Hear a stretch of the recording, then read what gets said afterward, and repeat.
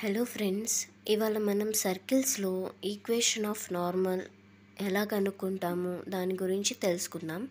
First equation of normal అంటే definition చూద్దాం.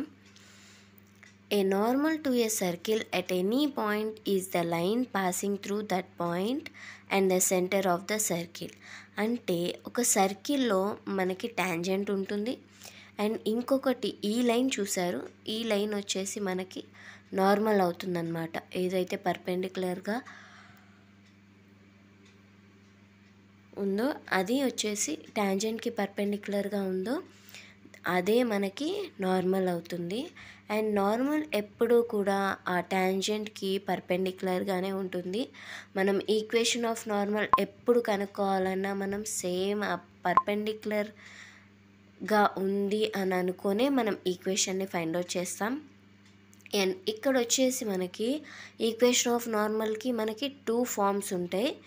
Equation of normal at x minus H whole square plus y minus K whole square is x minus H by x1 minus H is equal to y minus K by y1 minus K. ఇది ఎప్పుడు అని అంటే మనకి for example ఒక line draw చేసుకుందాము. Centre ఎప్పుడైతే మనకి origin దగ్గర నుంచి వస్తుందో,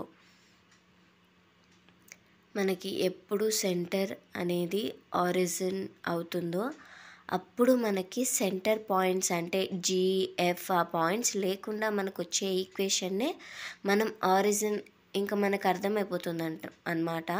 ఆ సర్కిల్ వచ్చేసి సెంటర్ గుండా ఆరిజిన్ గుండా పాస్ అవుతుంది అని చెప్పి దాని సెంటర్ ఆరిజిన్ అని మనకి ఐడియా వచ్చేస్తుంది. అలా ఉన్నప్పుడు సర్కిల్ ఈక్వేషన్ వచ్చేసి నార్మల్ ఈక్వేషన్ వచ్చేసి ఇక్కడ కనిపిస్తుంది కదా, ఇదండి. అలా కాకుండా మనకి సెంటర్ ఇచ్చేసి 2gx plus 2fy plus C ఫామ్లో ఇస్తే మనకి అప్పుడు ఈక్వేషన్ వచ్చేసి xx1 plus yy1 plus g into x plus x1 plus f into y plus y1 plus C is equal to 0.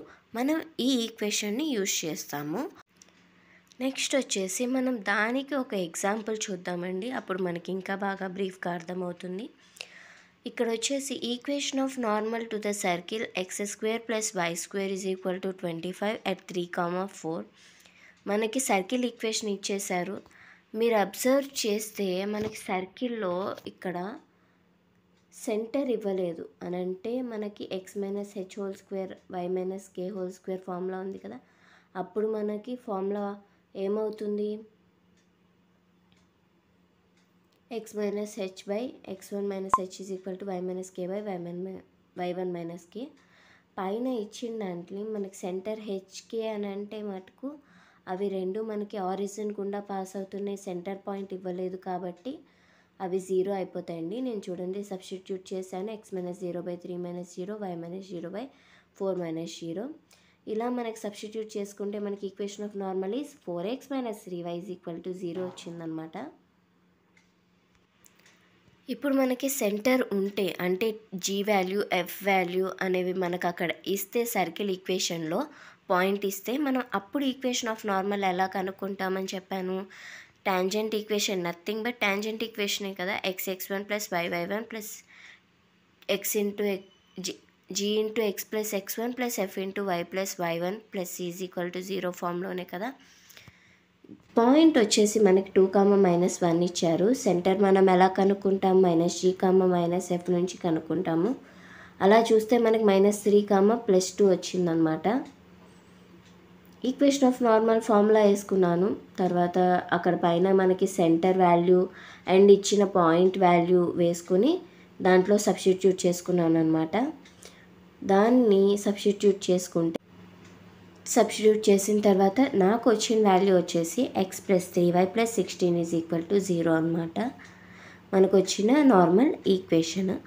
ఇప్పుడు సేమ్ ప్రాబ్లమ్ని మనం ఇంకొకలాగా కూడా చేయొచ్చు. ఎందుకంటే నార్మల్ అనేది కూడా ఒక లైనే, టాంజెంట్ అనేది కూడా ఒక లైనే. అండ్ మనం ఏం చేస్తున్నామనంటే ఇక్కడ మనకి 2 పాయింట్స్ అనేవి వచ్చేసి రెండు సెంటర్ గుండానే పాస్ అవుతున్నాయి. నార్మల్కి సెంటర్ కూడా అదే, పాయింట్ కూడా అదే. కాబట్టి నేను ఇది ఏం చేస్తున్నానంటే స్లోప్ ఫామ్ యూజ్ చేసి కూడా లైన్ స్లోప్ కూడా లైన్ ఈక్వేషన్ ఆఫ్ స్లోప్ ఉంది కదా, 2 పాయింట్ ఫామ్ ఈక్వేషన్ యూజ్ చేసి నేను ఆ ఈక్వేషన్ ఆఫ్ నార్మల్ని కూడా కనుక్కోవచ్చు అనమాట. నేను అలానే కనుక్కున్నాను. 2 పాయింట్స్ సెంటర్ అండ్ పాయింట్ రాసుకున్నాను, సబ్స్టిట్యూట్ చేసుకున్నాను.